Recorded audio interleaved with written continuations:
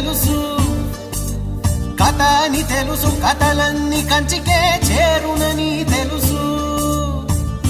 తెలుసు తెర తొలుగుతుందని, తెలుసు తెల్లారుతుందని, తెలుసు ఈ కట్టె పుట్టుకుమంటదని, తెలుసు ఈ మట్టి మట్టిలో కలిసిపోతదని.